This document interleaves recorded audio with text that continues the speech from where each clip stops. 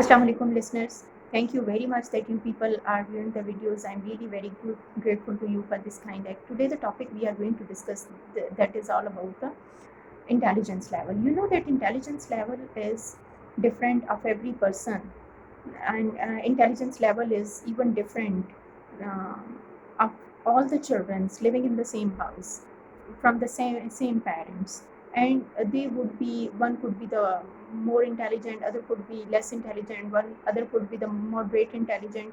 So this is the individual difference in their intelligence level, and we need to measure the intelligence level of the child. And there are various methodologies of measuring the intelligence level, especially Wessler has worked a lot, and his work is his work is rigorously known throughout the world. And he has given a scale, Wessler intelligence scale for adults and Wessler intelligence scale for the children, because he has categorized it into two categories. For the adults, he does have a separate category of measuring the intelligence level, and for the um, children, that is the different test. Because, but most of the psychologists say that intelligence and the rational and the cognitive skills develop till the age of the 15 years, and that is complete. But the physical changes take places later on. Whatever individual is acquiring, whatever the individual is learning, that is all related to the individual's experiences, his experiences in the society, learning skills from the other people, and learning through the experiences and learning from the elders and the environment. If we, frankly speaking, there is always an individual difference of everything, and there is always an aptitude of every person, and he would be moving ahead in the life according to their aptitude and according to their intelligence skills and the reasoning skills and the rationality and the logics. Whenever we speak about, largely speaking about the intelligence, in USA there were the number of the children, they were not getting good scores in the mathematics, whereas they are doing very well in the rest of the subjects. It was a state of emergency in back in 19th century, that what's the reason that why children are failing in the specific subject. Then they called the services of the psychologist, and psychologists diagnosed that every student is having different mental ability and the special ability, which is leading them to get the specific scores. And if they are not intelligent enough, they are unable to understand the complex things, and they are unable to understand the difficulties difficult things in their syllabus and in their course. So this was the one reason, and it was identified and diagnosed that all the students are not having the specific mental ability and the specific intelligence level. Then when we speak about the level of the intelligence for the human beings, this is, there are two ages. One is the basal age and the other one is the mental age. Basal age is the physical age, and that is known as the chronological age, whereas the mental age is that age which is, if individual or the person is able to deal with the complex things, then that is known as the uh, mental age. For example, the Wessler has made a scale according to the age that 4 years old children can complete all the questions. It means that their mental age is 4 years.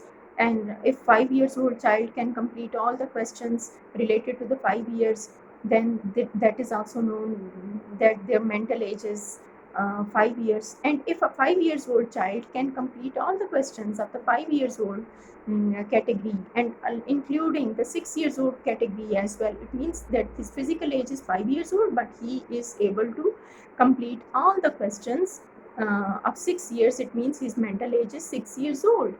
And if a 6 years old child can complete all the questions of 6 years old and 7 years questions of category, and the 8 years questions of category, his basal age would be the 6 years, but his mental age would be 8 years. it means that that child is very much intelligent. But if there is a child who is 7 years old but he is only able to complete 6 years old questions according to the Wessler scale, it means his physical age is 7 years old but his mental age is 6 years old. It means he is lagging behind, and he need to sharpen the skill, and he need to require and take the easy subjects because he is unable to complete the difficult and the complex things. And this would be very very difficult on the part of the child, that if we are putting the burden on him and giving him complex things, that he should do the complex things and he should do the difficult things. So it would be bad and the overburden on the part of a child. But the thing is, how we can say that this person is a very much intelligent and the other person is not that intelligent? There are various things in it. For example, there are two matters within the human brain. One is the white matter and the other one is the gray matter. If the gray matter is more as compared to the white matter, it shows that the person is more intelligent. This is also a God gifted ability. And if there are number of the layers within the human brain. If you have seen the animal brain, there are number of the layers, and we can say that if layers are more, it means that that particular person is more intelligent. If we look at the various scientists like Einstein, the intelligence level of the Einstein was 160, and this was extremely high level of intelligence, because the normal level of the intelligence is that is 100, and it is known as the average level of intelligence.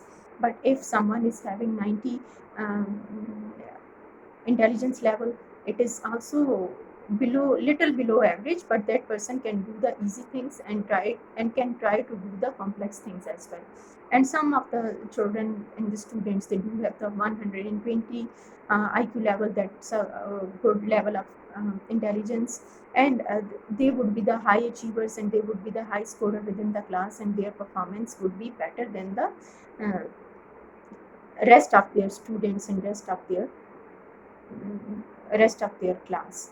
So if some student or some person is having high score as compared to the 120, let's say someone is having 130 intelligence level, or someone is having 140 intelligence level, that level would be superior, because we need to categorize into the superior, genius, and then it would be coming down in the various categories, and that category would be evaluating and the person and monitoring the person according to their intelligence level after the proper measurement of the intelligence tests. Because it's not a mere speaking, it's not based on the speculation, rather we need to measure intelligence level on the scientific basis, and on the scientific basis we can evaluate every individual, and that's a result, and that score would be highly authentic, and that score would be highly efficient. And it is because it is done according to the Wessler intelligence scale, and this is also done according to the manual of that. So it could be highly authentic. It's a fair test because it can be applied to all the population.